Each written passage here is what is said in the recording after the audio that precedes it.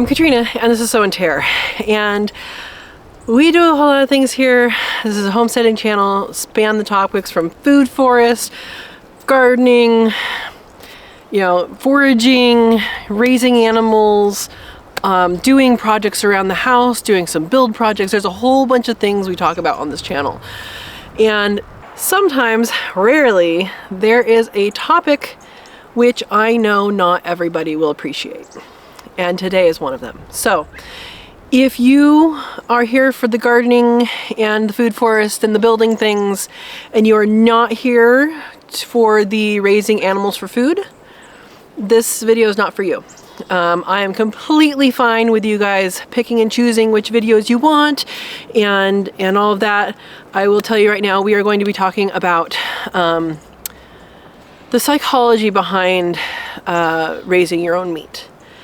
And again, that's not for everybody. I understand it's not for everybody. I'm not even going to monetize this video. If you want to support me, please watch other videos that are monetized.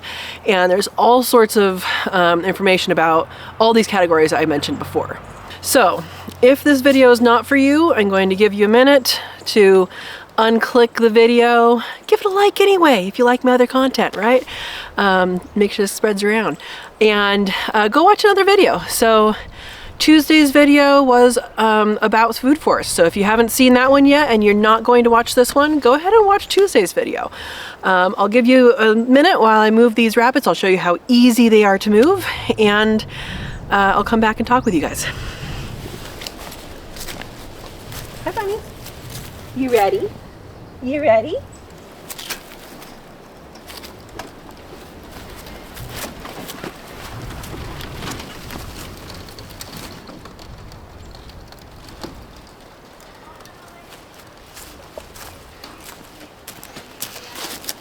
So hopefully the people that are left here want to hear about this topic. If at any point you don't want to hear about it, turn it off. That's fine. I'm not going to be insulted. If you would like to nicely share some of your maybe first-time experiences that are okay for YouTube, and encouragements, your own psychology about this topic, then go ahead. Put that in the comments below, share it around to people that might have use for that. And this is my interpretation of what I go through when talking about raising my own meat. So, I do raise my own meat. Yes, I still go out. Yes, I still, go out for hamburgers and stuff. I'm not raising all of my meat, but I could be. When I was at my old property, I had quail and rabbits that I raised for meat. I don't have quail again yet, but I will. And I will be likely having some other animals in the pasture at some point. Focusing this year, I think, on I have 3 chickens. They are pets that poop breakfast, the rabbits for meat, and then I will be getting quail for meat and eggs probably later in the year. So it's starting to rain and blue sky right above me. So for me, I raise a lot of my own meat. For some people, they raise all of their own meat. For some people, they raise no meat. That is fine. What I want to go through is my own personal psychology about raising meat, and I'm going to start with a story. So when I was in college, I did my internship at Heart Mountain National Antelope Refuge in southeastern Oregon, and that was a really, really great experience. And something I did while I was there, the National Wildlife Health Center, I'm not sure if I said that in the right order, out of Madison, Wisconsin, came out to the refuge, and we caught sage grouse, and they were looking for West Nile virus. This was the first year that West Nile virus was in the United States. I think it was 2004, maybe? Anyway, so it was the first year of that, and so they were looking for sage grouse, which is a gallium. Oh my gosh. A gallium's a plant. It's not a plant. Galliform. So they're very highly related to chickens. And what they were finding is that they weren't finding antibodies, and they were looking for antibodies to West Nile virus. Now, West Nile virus is a disease basically transmitted by mosquitoes. And when you don't find any individuals in a population with antibodies, but you know West Nile has been in that area, it means likely every single one that got infected died. So they were looking for that. When you catch an animal for research, I am a wildlife biologist. I guess I should have prefaced that. I'm a wildlife biologist and have experience with wildlife and all of that. When you have a project that you are actually handling animals, so they were taking blood samples and doing blood smears to look for this, and then taking other samples, mouth swabs and stuff, and using liquid nitrogen. So they were taking multiple pieces of information from the same individuals, and that's really the best thing to do if you are going to do a project where you have hands on an animal and it is you actually have them. It's a good idea to take as much information as you can from them because you already have the animal in your hand. So there was a student, I don't remember if it was master's or PhD, but there was a student that was with them, and he was analyzing stress hormone in their poo. Sage grouse are a really, really cool animal. They're really interesting to catch. You go out at night with a backpack generator spotlight because it makes noise. There's actually protocol that calls for rock and roll music because it is irregular enough that it covers up your footsteps.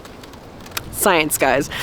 Anyway, we had a backpack generator spotlight, and the person with the spotlight would have that, and we would be in the dark place, and then we'd find one, the eye shine, and he would then jiggle the light, and when you do that, they just sit there and they get mesmerized. And usually there's more than one, but he focused it on one. There you go. And then everybody else behind, we have nets on poles, net them, and that's how you catch sage grouse. So it's a pretty interesting way to do it. Go out in the middle of the sagebrush and walk around at night. What happens when you catch a sage grouse? Usually, because it has usually just been woken up very rudely from its sleep, they poop. So it is a stress response, and they're like, oh, okay, I need to poop, get out of here. And so that he was measuring the stress hormone in that poop and was finding it. So if you think about, say there's a mom, say there's a kid that gets run over by a car, and the mom lifts the car up. We've heard stories about this.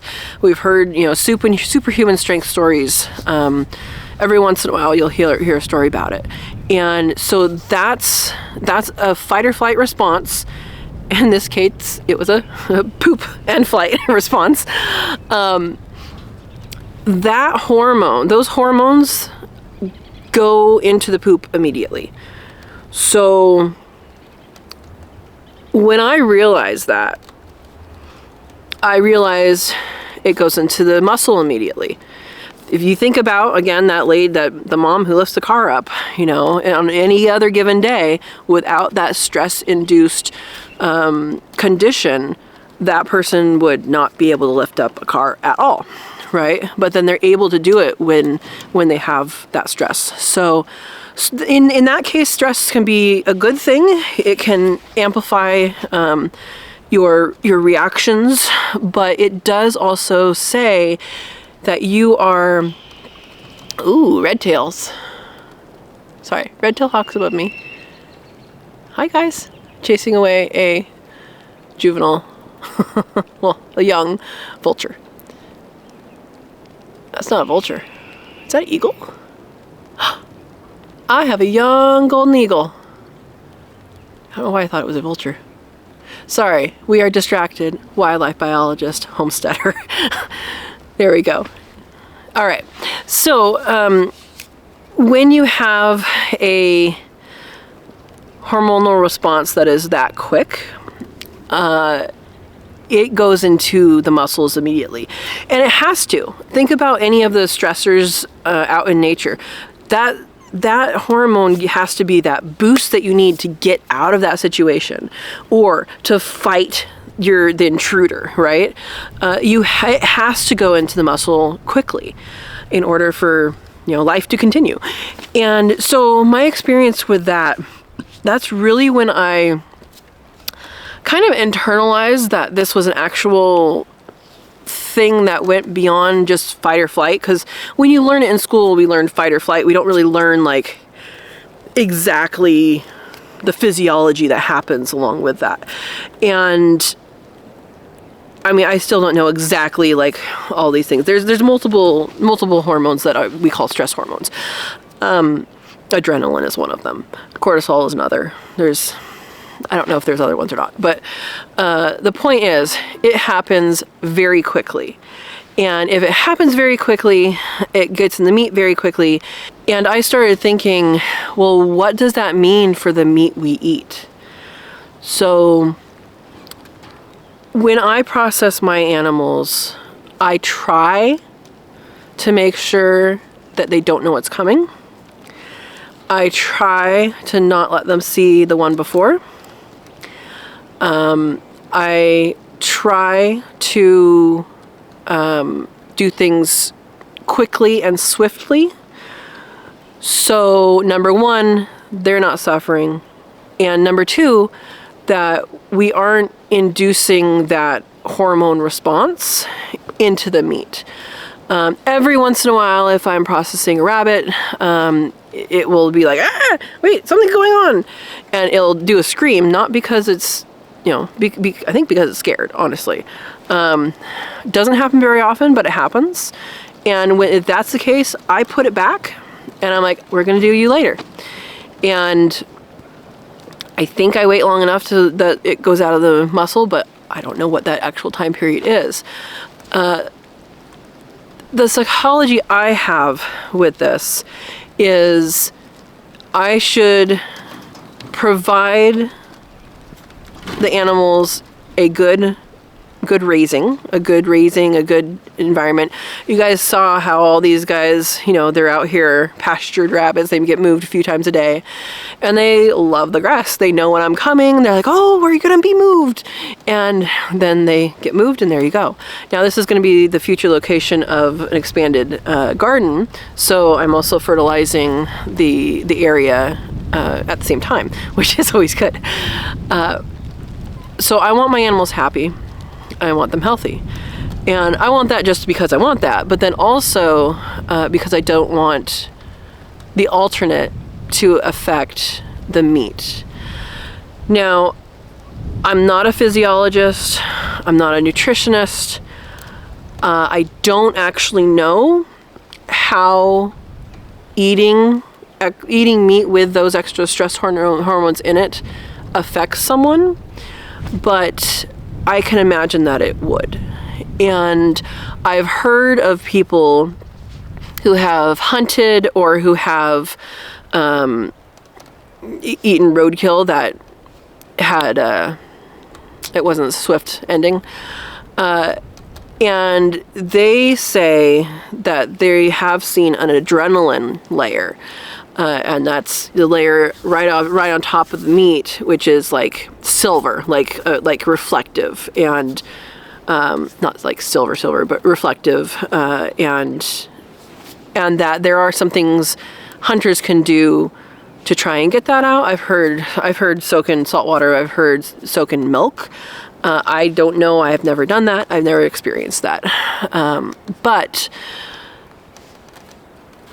knowing that happens from sage grouse poop, knowing that happens from people I know that have hunted or taken roadkill, and have seen that different sheen on those individuals on the meat, and they say that I think one of the people I talked to said that it tasted bitter. It has a different taste with that adrenaline on it. So I want to avoid that in my own way. And by raising them well, they know me, they see me, you know, these guys see me a few times a day. I think that's something that you can provide them a good life and a very quick, swift ending. And that, to me, if I'm going to eat meat, which I am, no offense to people who are vegetarian or vegan, my own personal belief is I go with what's in my mouth. Our teeth are omnivore teeth, which means plants and animals. So for me, that's what works. Different diets work for different people, different amounts of protein, different amounts of fiber. Like, everybody is individual. So I'm not going to tell you what you should be eating. For me, I will tell you why for me personally. So another thing to pay attention to for me is I personally treat my breeders like pets. And so my breeder rabbits, they get pets, they get little massages, they come up for kisses. I have that extra relationship with my rabbit breeders. I have that relationship with my chickens, which I'm not going to eat. I don't have that relationship with quail. There's only ever been one quail that, like, she would come up to me for scratches, and that's only happened once, and I did kind of have a little bit more affinity for her. But I don't do that with quail because they cycle through more. But when you have an animal that is going to be around, that's going to be in your life for a while, and you're going to actually have them, you know, as a breeder, as a whatever, then I believe giving them the attention that they need and the, you know, having a good life is good. Now, yes, I keep my breeding rabbits in hutches. Yes, they are on wire. That is the cleanest way to keep them. I personally haven't seen any rabbits here, and that's weird, but it's also maybe not. There is a disease called rabbit hemorrhagic disease, and there's a 2 after it. And that is something that is in wild rabbits. It's something that actually is in domestic rabbits as well. And the domestic rabbits actually started in domestic rabbits, and it's gone through, you know, the rabbit shows and all that stuff. And then it goes into the wild rabbit population. And in particular areas, there are whole populations of rabbits that get wiped out. And it's spread through, like, the, you know, water droplets in the breath. I don't know if it's from all of the liquids, if it's like urine and stuff like that too. But it's spread pretty fast, and it affects them very quickly, and it's pretty much a deadly disease. Like, I don't know that I've heard of any of them surviving. Maybe they do, but it's a pretty deadly thing. And so by keeping them protected and not on the ground, that to me is it has more insurance. Whereas these guys, it's still a risk. I haven't seen rabbits around, but if I was in an area with rabbits that I knew, like, you were in one of those areas, I wouldn't be doing this, or I would be rabbit fencing off an area to do this in. So personally, that's what I would do. So keeping your animals healthy and happy is a good thing, and I believe it ends up being a better meat when your animals are happy and healthy and don't know what's coming, and then they're you know, processed and go from there. So I hope that helps kind of with that part of it. I'll probably go ahead and record some other things right now about processing, and I'll probably dribble them out throughout, you know, several weeks. But I wanted to share with you my psychology about raising your own meat. Raising your own meat, it's a good thing. You know how they're raised, you know what's in them, you know they're happy and healthy, and also you know how they were actually processed, and hopefully that they were processed without the stress. So thank you for joining me. I hope you enjoyed the video. And if you have any experiences you want to share or questions you want to ask, go ahead and put those in the comments. And again, I'm not going to monetize this video because YouTube will probably end up striking it from that anyway. So I encourage you to watch other videos on here. So I have lots of videos. I have different playlists for rabbits and chickens and homestead animals and quail, and as far as animals go, I think that's it. There's build videos, there's cook with me videos, there's gardening and food forest, and I don't even remember all of them. Tea, I think, is one of them. I don't think I have very much in there. I have a cooking in the car playlist. So there's lots of things to check out. Property walks, foraging. Yeah, so we do a lot of stuff here that is kind of under the general category of homesteading, but there is really a little bit of stuff for everybody. If you're interested in certain topics and not in others, that is completely fine. And if there's a topic that I do that you are not interested in, you don't have to watch it. I appreciate it if you do, but you don't have to. So go ahead and share this around with people that you think will appreciate it, and hopefully you understand a little bit more about where I come from, my reasoning, my process, my psychology for why I raise, my meat. So thank you for watching. I hope you enjoyed the video, and have a wonderful day.